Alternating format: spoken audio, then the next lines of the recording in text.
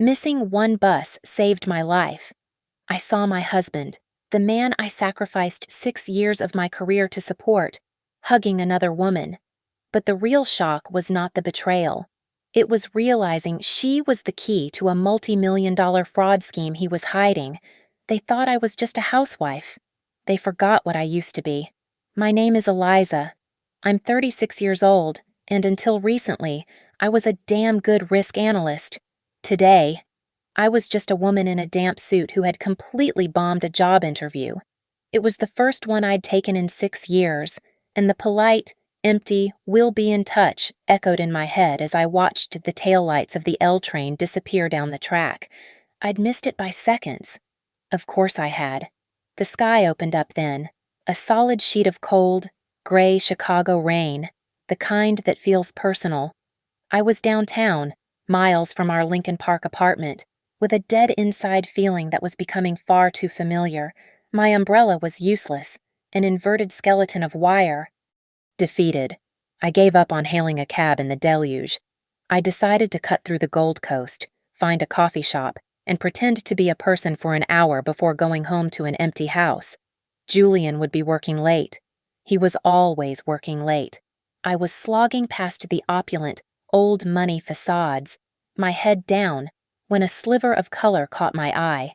Across the street, tucked under the carved limestone awning of a pre-war luxury building, stood my husband, Julian, my Julian, the brilliant, driven co-founder of Solara Futures, the green tech startup I had poured my life savings and my career into supporting. He wasn't alone. He was holding a woman, and not in the way you hold a colleague. His arms were wrapped tightly around her waist, his face buried in the curve of her neck. She was stunning, a flame in the gray, with hair the color of a new penny cascading down the back of a very expensive coat. I froze, the rain plastering my hair to my face, a cold rivulet tracing its way down my spine. They were more than just hugging. It was an exchange. As I watched, paralyzed, he pulled back slightly and passed her a small, black object, an external hard drive. She took it, slipped it into her designer handbag, and then rose on her toes to press a deliberate, lingering kiss to his cheek. It was proprietary. It was intimate. It was a confirmation. Then, as if he sensed my gaze boring into him from across 4 lanes of traffic, Julian looked up. His eyes scanned the street, cloudy with whatever affection he'd just been showing her. They passed over me, then snapped back. His smile, the one I hadn't seen directed at me in months, vanished. The blood drained from his face. He went pale, then paler, a waxy, spectral white. It wasn't the look of a man caught in a lie. It was the look of a man watching a building collapse on top of him. He looked horrified. He looked terrified. The redhead, this Serafina, felt the sudden tension in his body. She looked up at him, confused, and then followed his line of sight directly to me. I watched her expression shift, not to guilt, but to a cold, appraising annoyance. She saw a drenched, pathetic woman staring at them. The old Eliza, the wife, would have screamed. She would have run across the street and demanded answers. She would have cried. But I am Eliza, the risk analyst. I didn't move. I didn't shout. The numb, cold feeling from the interview was replaced by something else, something sharp and electric. My hands, though shaking slightly, were steady as I reached into my purse.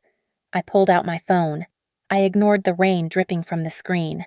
I raised it, centered the frame on the 2 of them under the awning, and zoomed in just enough, his face, sheet white with panic, her face, sharp with irritation, the hard drive, safe in her bag. Click. The sound was lost in the storm. But I felt it. A clear, high-resolution snapshot of the exact moment my marriage died. Julian took an involuntary step forward, his mouth opening, his hand outstretched as if to stop me. I turned my back on him. I didn't run. I lowered my phone, slipped it back into my purse, and began to walk, my steps measured and deliberate. I walked away from the awning, away from the lie, and left him standing there, frozen in the rain. The cab ride back to Lincoln Park was a blur. I don't remember the traffic or the route. I just remember the feeling of my soaked clothes clinging to my skin, a cold, wet second layer that mirrored the ice forming in my gut. I let myself into the penthouse, our home. It was silent, vast, and sterile. The floor-to-ceiling windows, usually our $1,000,000 view of the city, were just black mirrors reflecting a ghost. Me. The air was still, cooled to Julian's preferred 68 degrees. It felt less like a home and more like a high-end tomb. I walked past the Italian leather sofa we'd argued about for a week, past the abstract art I'd pretended to love, and went straight to my home office. I stripped off the wet blazer, tossing it onto a chair I didn't care about, and sat down at my workstation. The system hummed to life. My reflection in the dark screen was a stranger, haggard, 36 years old, and unemployed. 6 years. I had given him 6 years. I wasn't just on a break. I had walked away from a senior analyst position at one of the biggest consulting firms in the country. I was the one they sent in when a multi-billion-dollar merger was about to implode. I found the cracks. I quantified the disasters. I was good. No, I was brilliant. And I gave it all up for Solera Futures, for Julian's dream. When his first partners backed out, when the initial models failed, I stepped in. It wasn't just my time and my expertise, it was my money. The inheritance my grandmother left me, the entire nest egg I'd sworn to protect. I handed it over. It was the seed round. I was the seed. The last 8, maybe 10 months, things had changed. The passion for the project had curdled into something obsessive and dark. Julian was a phantom in our home, always leaving before I woke up, coming home long after I'd fallen asleep. When I did see him, he was hollow-eyed and sharp. It's investor pressure. Liza, he'd snap, rubbing his temples. You wouldn't understand the stress. I do understand stress, Julian, I'd said just last week. What I don't understand is the burn rate. The numbers you showed me last quarter don't align with the projections for, God, can you just stop? He'd thrown his hands up. Can you just be my wife for 1 second, not my auditor? This negativity, it's crushing. I can't be around it. I have to go back to the office. He'd slammed the door, leaving me standing in the kitchen, feeling small and stupid. He'd made me doubt my own instincts. I plugged my phone into the hub. The photo uploaded instantly. I clicked it, expanding it to fill the 40-inch monitor. It was crystal clear. The resolution was perfect. Julian, his face a mask of abject panic, and her, the redhead. Her features were sharp, beautiful, and etched with a look of supreme confidence, even in her confusion. I didn't recognize her. I had met every investor, every board member, every key employee. She was not one of them. The fog of betrayal, the sick, hollow feeling of the wife, began to recede. It was replaced by the familiar, cold-burning clarity of the analyst. Grief is a variable. Betrayal is a data point. But a secret exchange with an unknown woman under the awning of a building not owned by either of them, that is a pattern. My hands moved over the keyboard. I didn't search his bank accounts. I didn't check our joint calendar. I didn't call my sister to cry. I opened an encrypted contacts list I hadn't used since I left my job. My finger hovered over one name, a name Julian thought was a relic from an old case. I picked up my phone and dialed. It rang twice. Yeah, a gravelly voice answered. Rhino. A pause. Eliza. Long time. You back in the game. I have a job for you, I said, my voice flat, devoid of all emotion. My eyes were fixed on the photo on my screen. A discreet investigation. Absolutely discreet. My only flavor, he said. What's the target? 2 targets.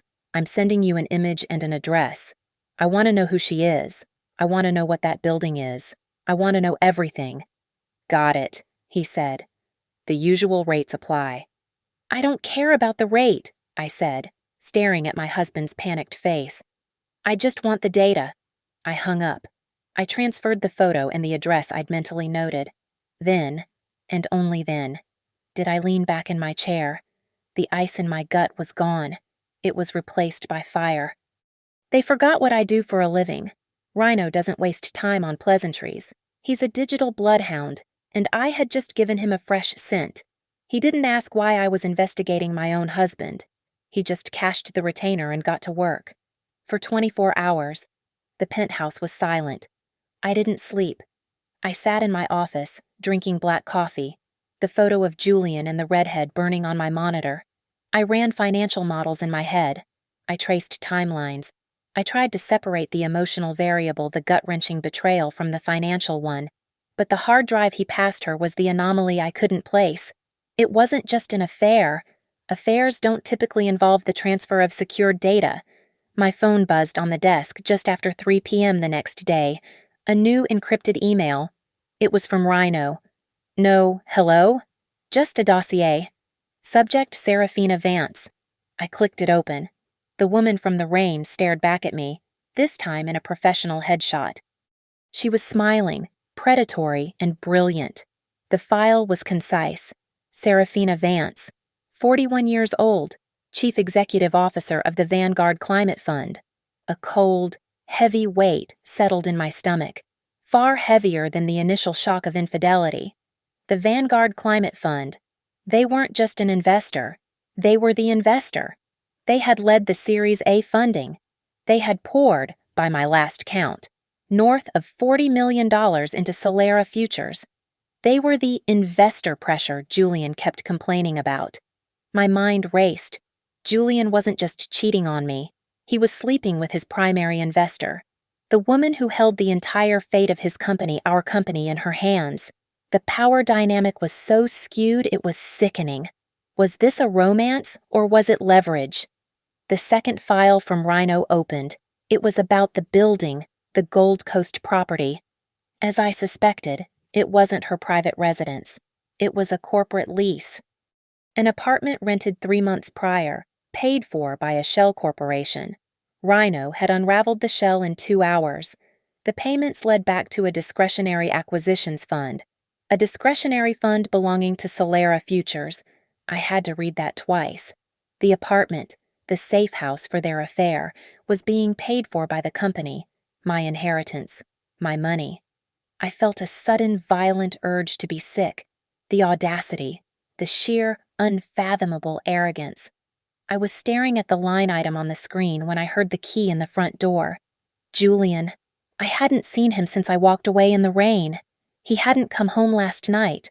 My phone had been dark, a graveyard of texts and calls I'd refused to answer. He walked in, and I met him in the cavernous living room. He looked terrible. His suit was rumpled from being slept in. His hair was a mess, and he still had that pale, waxen look from yesterday. He looked hunted. "Eliza," he started, his voice cracking. He took a step toward me, hands half raised in a plea. "Liza, thank God, you weren't answering. I was so worried." I said nothing.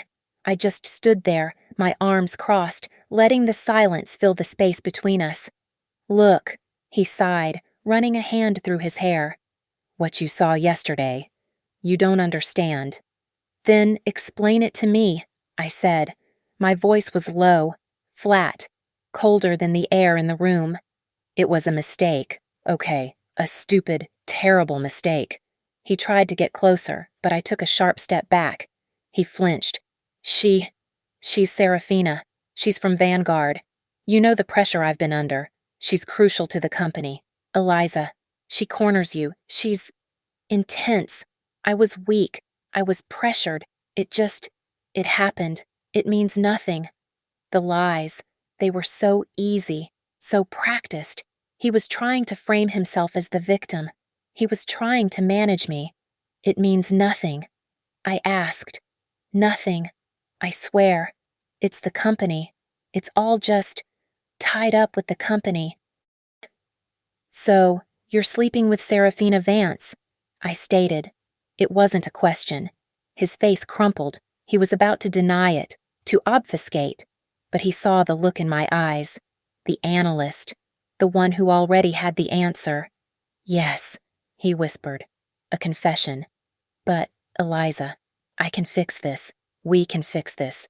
Just don't do anything. Please. I let the silence hang for another 10 seconds. I watched him sweat. The apartment, I said. What? The apartment. On the Gold Coast. The one you're renting under a shell corp, paid for by Solera Futures. The last bit of color drained from his face. He looked like I had physically struck him. He opened his mouth, but no sound came out. He had no more lies prepared for that. Get your things, I said. Eliza, no, please, he begged, finally moving forward, grabbing my arm. I ripped it away from his grasp. You are sleeping with Serafina Vance in a safe house paid for by my money. Julian. I walked to the front door and opened it. The hallway was empty. Get your things and get out. Where am I supposed to go? He asked, his voice rising in panic. I don't care. Go to a hotel. Go to her. I pointed out the door. Go. He stood there for a moment, his world visibly imploding. The great visionary. The man who was going to save the world.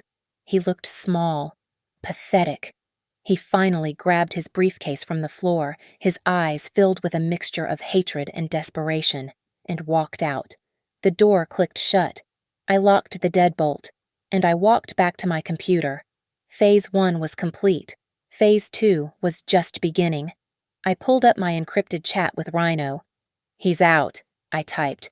Now, I need you to find out what was on that hard drive. Julian checked into a boutique hotel downtown, a place I knew he despised for its performative luxury. Good. My phone became a weapon against me, a constant barrage of electronic desperation. The first 30 messages were apologies. The next 20 were justifications. By nightfall, they had become frantic. Naked, please. Eliza, please. Just talk to me. We can't throw this all away. I know you're angry. You have every right. But you don't understand the pressure. Please don't do anything rash. Eliza, are you listening? You can't make a scene. You can't tell anyone. It will destroy the company. It will destroy everything I've worked for. Everything we worked for. We. The audacity of that word. He wasn't fighting for our marriage. He was fighting for his company. He wasn't scared of losing me. He was scared of what I knew. His panic wasn't that of a repentant husband, but of a cornered executive. I let the phone buzz itself to death on the kitchen counter. I poured a glass of water, my hand steady, and returned to my office. The analyst was fully in charge now. The wife was gone. I sent a new message to Rhino. He's terrified. Not about the affair. He's terrified I'll talk. He's trying to manage the situation. I want to know what he's protecting. You need to get inside. Rhino's reply was instant. Inside where the hotel. Inside Solera Futures, I typed. Find out what was on that hard drive. Find everything. Your access is admin level. He never revoked my initial investor credentials. I sent him the login string. A simple, stupid oversight on Julian's part. He'd been so busy building his house of cards. He'd forgotten I still held a key to the foundation. Rhino went dark. This part of the job, the deep dive, took time.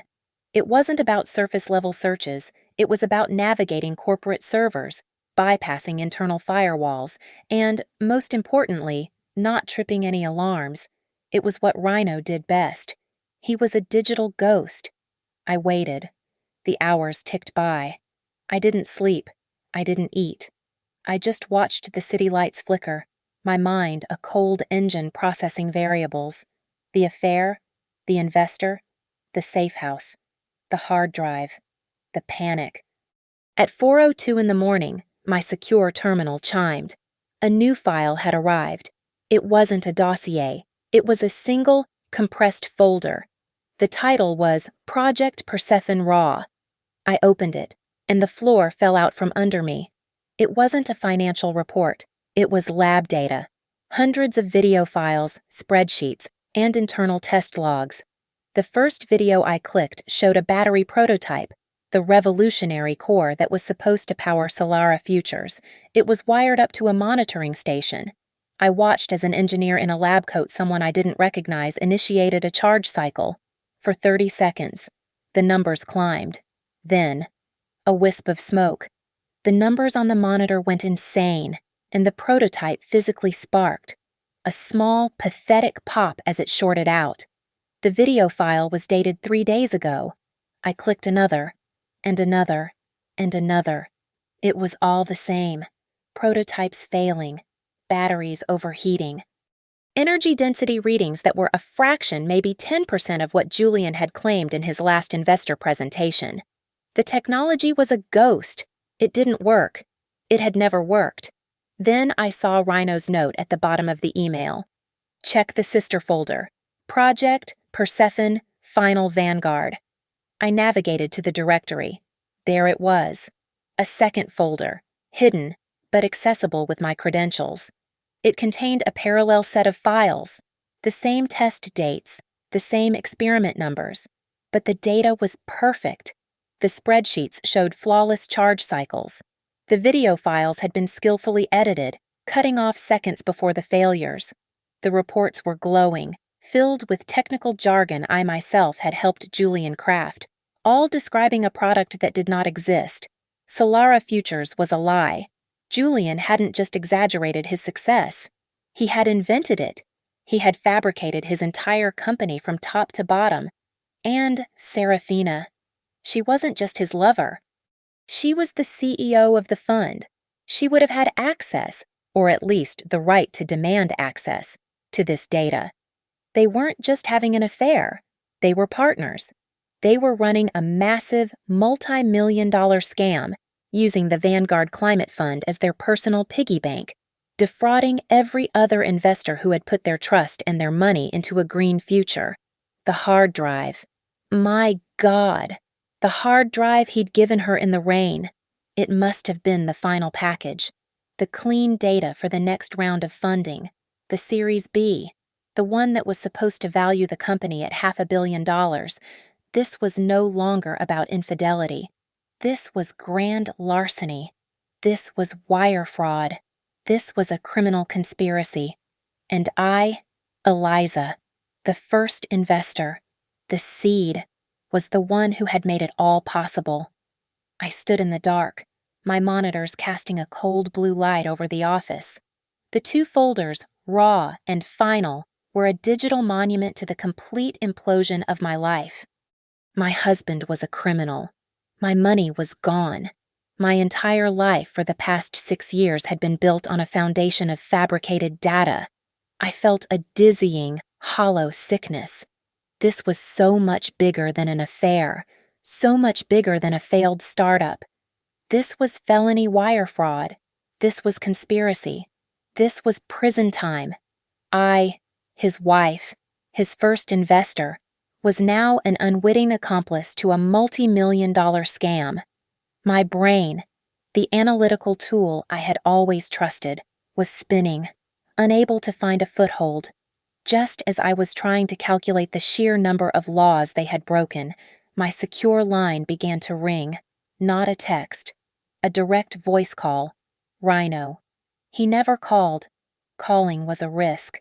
Calling meant text wasn't fast enough. I snatched the receiver. What? Eliza, stop. Don't do anything. Don't call a lawyer. Don't call the police. Don't call your husband. His voice was strained, faster than I'd ever heard it. I was wrong. My blood went cold. Wrong.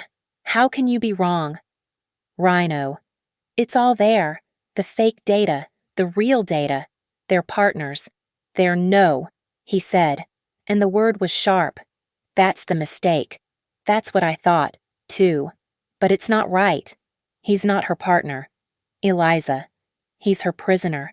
I couldn't breathe. What are you talking about? I kept digging, he said, his voice a low growl. After I sent you the files, something bothered me. the structure of the fake data. It was too clean, the encryption on the shell corp for the apartment. It was too sophisticated for Julian. It wasn't his signature. It was hers. So I went looking for her. Not him. He was quiet for a second. I heard the rapid tapping of keys. I found a ghost server, a separate, encrypted email chain, routed through 3 countries. She found him out. Eliza. Found him out. 6, maybe 7 months ago. Serafina Vance is not an idiot. She's the CEO of Vanguard. She must have had her own doubts. She ran her own deep audit. She found the real data. She found out the tech was worthless. She knew, half a year ago, that Solera Futures was a complete and total fraud. A terrifying, dark logic began to dawn. But she didn't pull the funding. She didn't expose him. She accelerated the Series B. Exactly, Rhino said. You don't expose a leaky ship when you can steer it. She didn't expose him. She blackmailed him. He sent the file, a new folder. This one labeled Leverage. The emails were horrifying. The first one, from Serafina to Julian, sent 7 months ago. A simple subject line, the Persephone Project. The body Julian. Darling, your prototypes are a spectacular failure. I have the real test data. The data you've been hiding. My office. Tomorrow. 7 a.m. Come alone. Julian's panicked, groveling replies. And then her terms. She hadn't just discovered the fraud. She had hijacked it. She forced him to continue, I whispered, reading the cold, precise instructions from her. Worse, Rhino said. She forced him to escalate it. She made him fabricate new, more sophisticated lies. Why? Because Vanguard, her fund, gets a massive commission on all capital it raises. She's using Solera Futures as the flagship, the shiny green lure to bring hundreds of millions in new money into her fund from other investors. She gets paid on the investment, not the result. She's using Julian's lie to build her own empire. The pieces fell into place, sharp and painful. The affair. The pressure. The affair wasn't the motive, I said, my voice numb. It was the control. It's textbook. Rhino agreed. Get him sexually compromised. Get him criminally compromised. Isolate him. Make him terrified. He can't go to the police because he's a fraud. He can't go to the investors because she'll expose him. He's completely, totally trapped by her. And the hard drive. That simple exchange I saw in the rain. It wasn't a collaboration, I realized. It was a delivery. His compliance? It was his insurance, Rhino corrected me grimly. Her insurance, against him. A physical copy of the final fraudulent data for the Series B, delivered by his own hand, his head on a platter. She has him, Eliza, completely. I looked at the buzzing phone on the counter. The dozens of frantic, pleading messages from Julian. He wasn't just a liar. He was a fool. A man who had lit his own house on fire and was now being blackmailed by the arsonist who had sold him the gasoline. Julian was a fraud. But Serafina was the mastermind, and I was standing in the middle of a much larger, much more dangerous game. The revelations from Rhino didn't bring relief. They brought clarity, and clarity was much colder. I finally understood the frantic energy coming from Julian's hotel room. His incessant, pleading texts weren't about love or forgiveness. They were the desperate signals of a man trapped in a burning building of his own design. He was wedged between 2 impossible outcomes: confess and be exposed as a fraud, or obey Serafina and be destroyed by her eventually. He had no way out. He was a cornered animal, and cornered animals are dangerously unpredictable. This was no longer a marriage. It was a hostage situation. I didn't call a therapist. I didn't call a divorce lawyer. I called Genevieve. Genevieve. The name itself was a weapon in certain Chicago circles. She ran a boutique firm specializing in high-asset divorces and complex corporate litigation. To her, they were often the same thing. I secured a consultation. walked into her minimalist office overlooking the river, and laid out the entire situation. I didn't cry. I didn't editorialize. I just presented the data, the seed money I'd invested, the affair, the fake technology, the real data, the shell corp for the safe house, and the encrypted emails from Serafina. Genevieve listened, her face impassive. When I finished, she steepled her long fingers and stared at me for a full minute. "Well," she said, her voice a dry, cool monotone. "We are in a unique and rather flammable position." She leaned forward. "Let's assess. Your husband is a criminal, a common fraudster. His mistress is the superior criminal, a high-level manipulator and blackmailer. And you?" She offered a smile so thin it was almost invisible. "Are, technically, the first investor they defrauded. This is not a divorce. Ms. Hale, this is a corporate asset recovery." "So, what do we do?" I asked. "Go to the SEC. Genevieve shook her head. "Not yet. Serafina Vance is not just some CEO. She's on the board of 2 other funds. She's politically connected. We walk in with a story from a scorned wife and our blackmailed, complicit husband, and she will bury us. She'll paint you as vindictive and Julian as incompetent. The case will be sealed, and she'll walk away. No, we cannot just report this. We need to detonate it." She turned to her computer. "I'm going to task my forensic accounting team. Authorize them to work with your man, Rhino. Serafina is arrogant. She's embezzling from Julian, but I guarantee she's also embezzling from her own fund. Find it." It took them 2 days. They found it. Genevieve called me back to her office. On her desk was a single photo, a sprawling, $8 million estate in Lake Forest. "Serafina bought this 6 weeks ago," Genevieve said. "Cash. From her salary? From a shell corporation, which received a very large one-time consulting fee from the Vanguard Climate Fund. She's stealing from her own investors to fund her lifestyle. This," Genevieve tapped the photo, "is the leverage we can use? So now we go to the SEC," I insisted. "No," Genevieve said. "Now we plan. Serafina has too many friends in quiet rooms. We need to expose this in a room so loud, so public that her friends cannot help her. We need a cleansing event." She pulled up a website on her large monitor, the Global Clean Energy Summit. It was being held in Chicago, at the main convention center, in 3 weeks. "Look at the keynote sponsor," Genevieve said. My blood ran cold. Solara Futures. "They are the stars of the show," Genevieve explained, her voice humming with strategic energy. "Julian is the keynote speaker. Serafina will be sitting in the front row, the brilliant venture capitalist who saw his potential, every major financial journalist, every green tech investor, and half of the SEC's regional observers will be in that auditorium." She turned to me. "They are building a stage to celebrate their greatest lie. We're simply going to change the script."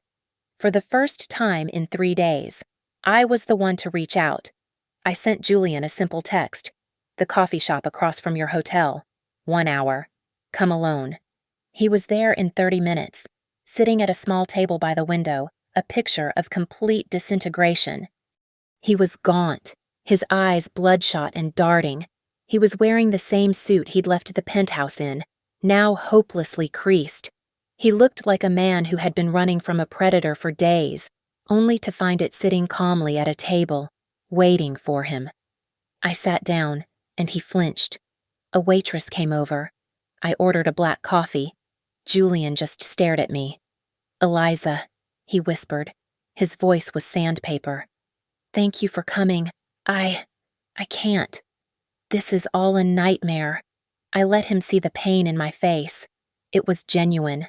The pain of my life's work, my inheritance, and 6 years of my life being incinerated.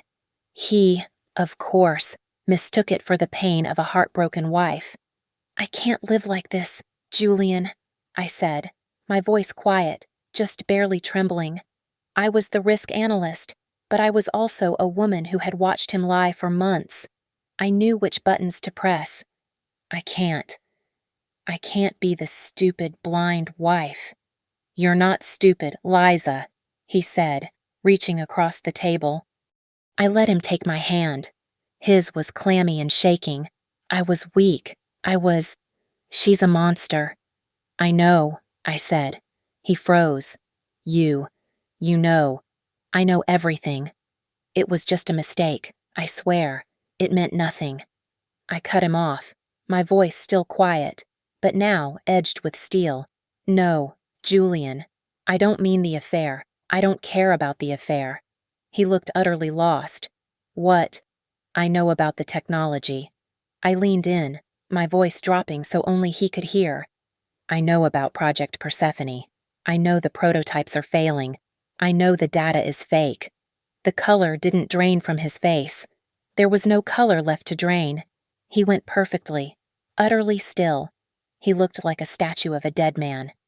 And I know, I continued, that Serafina found out 7 months ago, and I know she's been blackmailing you ever since.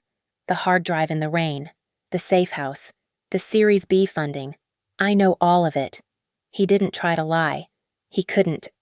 His shoulders slumped, and a sound came out of him, a choked, broken sob that he tried to turn into a cough. He put his head in his hands, his whole body shaking. You don't understand. He whimpered into his palms. She's not human. She has everything. The emails, the data. She's been forcing me to make the lies bigger, to pull in more money. She's going to ruin me. Liza, after this Series B, she said she's pushing me out and she'll expose me anyway. I'm trapped. He was crying, right there in the cafe. He was pathetic, and he was mine. I waited for his sobs to subside. I slid a napkin across the table. Wipe your face. He looked up, his eyes red and desperate. What are you going to do? Are you going to the police? No, I said. He visibly sagged with relief. I'm going to help you. He blinked, uncomprehending. Help. Me. I will save you. Julian. I will save you from Serafina. I will destroy her. I will get her out of our lives. For good. He grabbed my hand again, this time with a desperate strength. You can. How, oh God, Eliza, I knew you were the only one who could. I pulled my hand back. It's not a gift, Julian. It's a transaction. His face fell. What? What do you mean? I will engineer this. I will burn her to the ground so she can never touch you or this company again. In exchange, I looked him dead in the eye. You will do exactly what I say. Every single step. No questions asked. From now until it's over. Yes, he said, nodding frantically. Yes, anything. Of course. And, I added, my voice as cold and hard as the marble tabletop, you will transfer your entire stake in Solara Futures to me. All of it. The 60%. It's mine. You will walk away with nothing. He recoiled. Eliza, my shares. That's everything. That's the whole company. The company is a fraud, Julian, I snapped. The company is a federal crime. You are offering me a box of worthless, illegal paper. I'm offering you the only thing that matters, a deal that keeps you out of a federal prison. She's going to destroy you. I'm offering you a life. He stared at me, the calculation happening behind his terrified eyes. His life's work, his reputation, his millions versus an orange jumpsuit. It wasn't even a choice. Okay, he whispered, defeated. Okay, I'll do it. You'll have your lawyer draft the transfer of all shares, effective immediately, citing irreconcilable differences and initial capital contribution. Okay? And you will go back to your hotel, and you will answer her calls, and you will pretend that you are still her terrified, obedient little puppet. Because from now on, Julian, I leaned in one last time. You're not her puppet. You're mine. The following 3 weeks were not lived. They were executed. My penthouse, once a monument to a life I no longer recognized, transformed into a command center. Sleep was rationed, measured in 2-hour increments. The rest of the time, Rhino and I worked. We operated on opposite clocks, a seamless, 24-hour cycle of data acquisition and packaging. We were compiling a digital indictment, a weapon so dense with truth it would be impossible to deflect. We called it the Red File. It contained everything. The first layer was Serafina's own words, the complete, decrypted email chain of her blackmail, starting from her cold, 7-month-old discovery of the fraud to her explicit instructions on how to fake the Series B data. The second layer was the money. Genevieve's forensic team, working with Rhino's data, had painted a masterpiece of financial crime. They traced the $8 million consulting fee from Vanguard's offshore holdings directly into the shell corporation that purchased the Lake Forest mansion. It was a clean, undeniable line of theft. The third and most critical layer was the confession. Genevieve handled the recording. We brought Julian to her office, not mine. He was clean-shaven and wore a dark suit, looking less like a co-conspirator and more like a man attending his own execution. Genevieve sat him in a bare conference room with a single camera.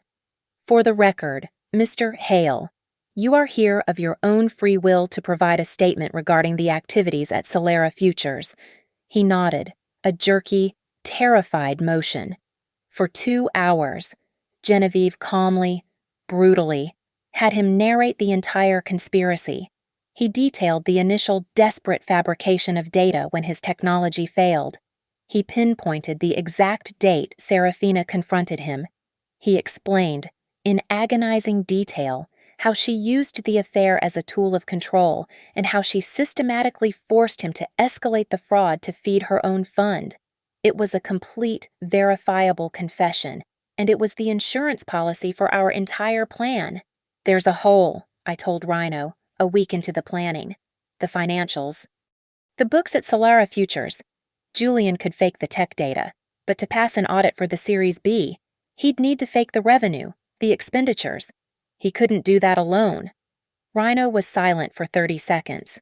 "Wait, I've seen back-channel payments. I thought they were just Julian being sloppy." I called Julian. "Who else? Julian who at Solera Futures is helping her." He didn't even try to lie. "Marcus," he whispered. "Marcus, the CFO. He's been hers from the start. She promised him a percentage." Rhino had it in 10 minutes. Marcus, the quiet, unassuming chief financial officer.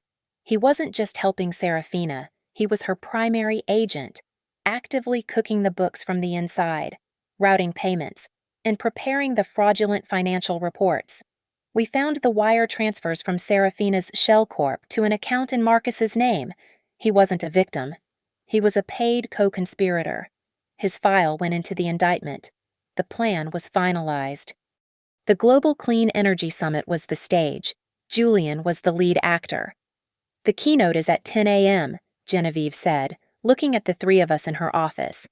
"They will be expecting a presentation on the future of battery technology." "They will get one," Rhino said, tapping his laptop. "I've been in the convention center's AV system for a week. They are running an unsecured, outdated network. I own them. The presentation Julian's team uploaded is already gone, replaced by mine. My role was simple. I registered for the summit.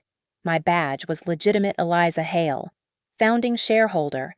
I had every right to be in that room. I would be the witness. The final piece was the legal trigger. I compiled the entire red file, the video confession, the blackmail emails, the diagrams of the money laundering, the evidence against Marcus into a single, heavily encrypted data package. It was addressed to the regional heads of the SEC's Enforcement Division and the FBI's White-Collar Crime Unit. Genevieve ensured we had the right, direct email addresses. I uploaded the package to a secure, anonymous server. It was set on a timer. The file would be delivered to every single one of them, simultaneously, at exactly 10:15 a.m. The moment Julian was scheduled to be in the middle of his triumphant speech, the trap was set. All we had to do was wait for them to walk into it. The main auditorium of the McCormick Place was a sea of expensive suits and expectant energy. The air was thick with self-congratulation and the scent of money, new money, green money. Banners for the Global Clean Energy Summit hung from the rafters, promising a sustainable future. Hundreds of people were here, venture capitalists with sharp eyes, journalists with open laptops, tech CEOs all vying for the same spotlight. I was not one of them. I stood in the back, in the shadows by the main exit, my shareholder badge a passport into my own execution chamber. My heart wasn't racing. It was slow, heavy, each beat a cold, measured drum. I felt nothing but the sharp, icy focus of the analyst. I spotted her instantly. It was impossible not to. Serafina Vance was in the front row, dead center. She was wearing a blood-red dress that stood out against the navy blue suits of the men around her. She was the center of gravity, laughing, leaning in to whisper something to a man I recognized as a major fund manager. She was power. She was arrogance. She was completely, blissfully ignorant. Beside her sat Marcus, the CFO. He looked like a nervous, well-dressed chipmunk, but his eyes were bright. He was seconds away from his payday, from becoming a co-conspirator in a $500 million fraud. He was leaning in, hanging on Serafina's every word. The lights dimmed. A professionally voiced announcer introduced the keynote. And now, please welcome the man who is redefining our energy future, the founder and CEO of Solara Futures, Julian Hale. Polite, enthusiastic applause. Julian walked onto the stage. He wasn't the rumpled, sobbing wreck I had confronted in the coffee shop. He was wearing his best suit. His hair was perfect. He looked pale, yes, but under the harsh stage lights, it looked like gravitas. He looked like a visionary under pressure. He was playing his part. He walked to the podium, adjusted the microphone, and did exactly what I told him to do. He looked for me. His eyes scanned the vast, dark audience, past the glowing phones, past the front row. He found me. He held my gaze for 1, 2, 3 seconds. I saw the terror there, the last-second plea for an exit. He was a man on a diving board, looking down at a pool that might be empty. I gave him one. Slow nod. A movement so small no one else would have ever seen it. It was the signal. I am here. The plan is in motion. Jump. He saw it. His shoulders, which had been tensed up to his ears, relaxed. He turned to the audience. The spotlight hit him fully. He gripped the sides of the podium. "Welcome," he said, his voice surprisingly steady, booming over the speakers. "Welcome to the future of clean energy. Welcome to Solara Futures." In the front row, Serafina beamed. She crossed her legs, a proprietary, satisfied smile on her face. This was her moment. Her puppet was performing. Her grand deception was about to secure its next 100 million. She had no idea what was coming. She was watching the stage, but the real threat was in the back of the room. I reached into my pocket. My phone felt heavy, a small black brick. I unlocked it, my thumb not shaking. The encrypted message to Rhino was already queued. A single word. Julian continued, "For too long, we have been told that true, scalable clean energy is a dream." I looked at Serafina, smiling, arrogant, and completely trapped. I pressed send. "Now." Julian's voice was filling the auditorium. "A dream that we... He stammered, his eyes on the teleprompter. But the words were gone. The massive screen behind him, which had been displaying the Solara Futures logo, flickered and went black. A collective gasp sucked the air out of the room. The silence lasted only a second. Then, the screen lit up again. It was not a logo. It was my photograph. It was Julian and Serafina, under the awning, in the rain. Him, panicked. Her, possessive. It was high resolution, 40 feet tall, a portrait of their betrayal. A wave of murmurs, confused and shocked, swept the crowd. In the front row, Serafina stood up. She did not look confused. She looked furious, her eyes flashing at the tech booth in the back, searching for the incompetent fool who had done this. "What is this?" she yelled. "Turn this off." But the screen just changed. It was now a black slide with a simple audio waveform. Then, her voice, cold and precise, filled the auditorium's premium sound system. "You will continue to fake the data, Julian, or I will destroy you." The room went from murmuring to dead silent. Serafina froze, her hand half raised. She looked at Julian on the stage, her expression turning from anger to pure, cold dread. The slide changed again. A complex, damning chart, a perfect line tracing of money. It showed a flow of $8 million moving from the Vanguard Climate Fund through 2 shell corporations and into the holding company that had purchased the Lake Forest mansion. It was Genevieve's masterpiece of forensic accounting, made simple for a horrified audience. I saw Marcus, the CFO, out of the corner of my eye. He did not stand up. He just sank lower in his chair, his face as pale as Julian's. Then, he bolted. He shot up from his seat and made a desperate run for the side exit. He did not make it 5 feet. 2 large men in black suits convention center security, tipped off by Genevieve's team, stepped in front of him. They did not grab him. They just stood there. A wall. He tried to dodge them, and one of them put a heavy, firm hand on his chest. He was stopped. The final slide hit the screen. It was an email. From Serafina to Marcus. The subject future. The body. After Series B, we will eliminate Julian and Eliza completely. The fund will be ours. It was a confession, in her own words, of a conspiracy to defraud and discard us. Serafina let out a sound, a choked, strangled noise, and right on cue, at 10:15 a.m., the timer on my data package expired. A new sound filled the room, a symphony of notification chimes. 1, then a dozen, then hundreds. Every journalist, every investor, every analyst in the room, all looking down at their phones at the same time. The red file, the full indictment, the video confession, the raw data, all of it was now public. The main doors at the back of the auditorium burst open. Not security. It was the FBI. 4 agents, 2 in suits, 2 in tactical vests, walked in calmly, their eyes scanning the room. They had received the package. They had been watching.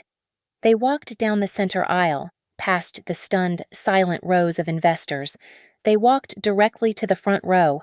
They did not look at Julian. They looked at Serafina. Serafina Vance. The lead agent asked. She did not respond. She just stared at him. Her entire empire gone. "You are under arrest." Another agent put his hand on Marcus's shoulder, who had been brought back to his seat. "Marcus, you're coming with us." As they put Serafina's hands behind her back, she turned. She looked for Julian on the stage, her eyes promising murder. But Julian was not looking at her. He was looking at me. He stood on the stage, a ghost in the spotlight, a man who had followed every instruction. He had done as I said, and now he was exposed, a fraud, a criminal. He was saved from her, but he was not saved from himself. His face was a mask of desperate, hollow questions. I did not give him an answer. I did not watch them lead Serafina away in cuffs. I did not stay for the chaos, for the questions, for the explosion of the biggest tech scandal of the decade. I had lost my money. I had lost my husband. I had lost 6 years of my life. But I had taken the truth back. I turned my back on the stage, on my old life, and on the ruins of Solera Futures. I walked out of the auditorium, and I did not look back. Thank you so much for listening. Where are you listening from? Let me know in the comments so we can connect and share our thoughts. Please subscribe to Lily Revenge Stories, like this video, and give it some love by hitting that hype button so this story can be heard by more people.